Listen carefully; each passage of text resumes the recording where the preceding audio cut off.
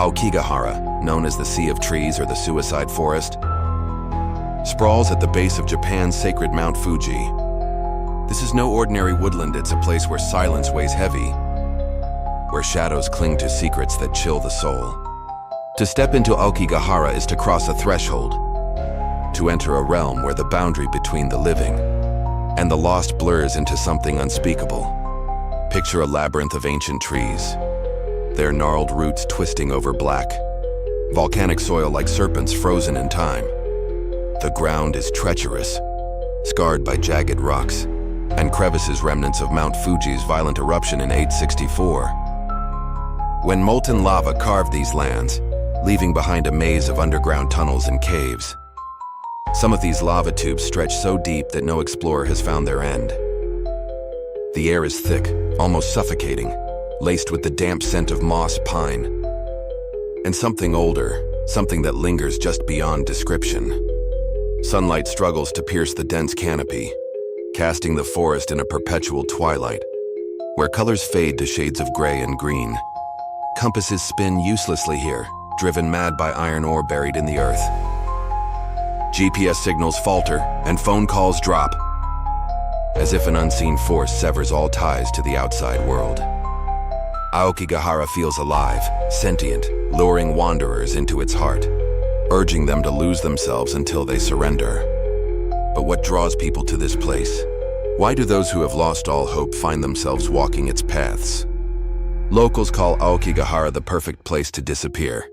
Every year, dozens, sometimes hundreds, make their pilgrimage here.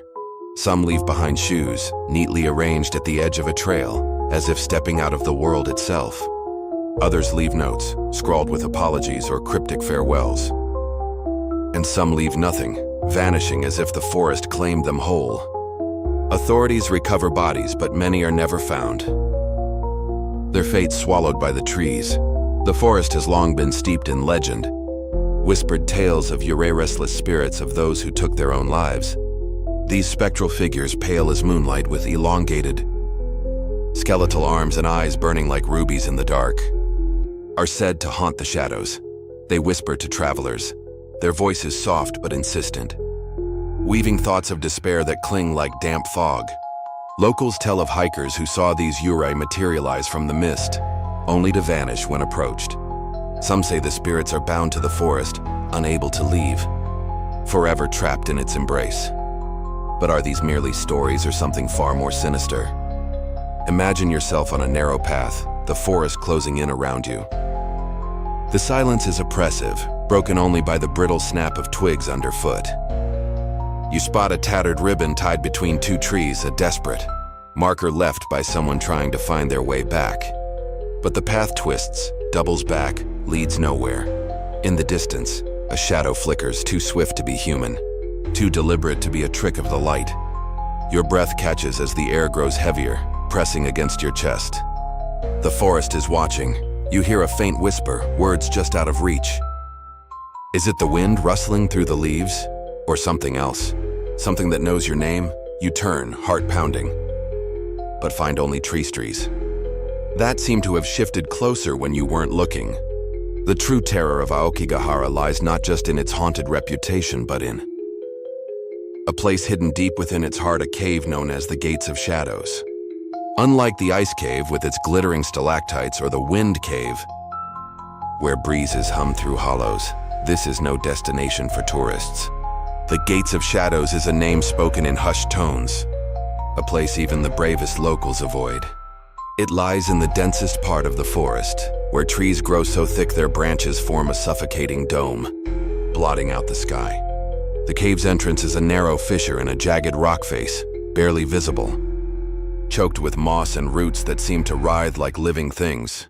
A strange mist hovers at the threshold, unmoved by wind, glowing faintly with an unnatural hue. Locals call it the cave's breath, and believe it marks a portal, where the veil between the living and the dead is paper thin. Step inside and you're swallowed by darkness.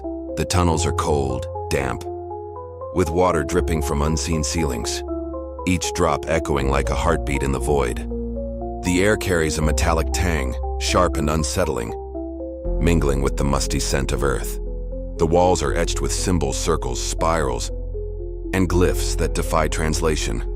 Some swear these carvings shift when you're not looking, rearranging themselves into new patterns as if the cave is alive. Legends warn of Yurei dwelling here, their whispers louder, more commanding, urging you deeper into the labyrinth. Those who venture too far rarely return. Survivors speak of a suffocating presence, a weight that presses not just on the body but on the mind. Unraveling thoughts until only fear remains. They describe eyes in the dark red, unblinking, watching from corners where no light reaches. In 2023, a team of researchers dared to explore the gates of shadows, driven by curiosity and defiance of the warnings. What they found chilled them to Juno.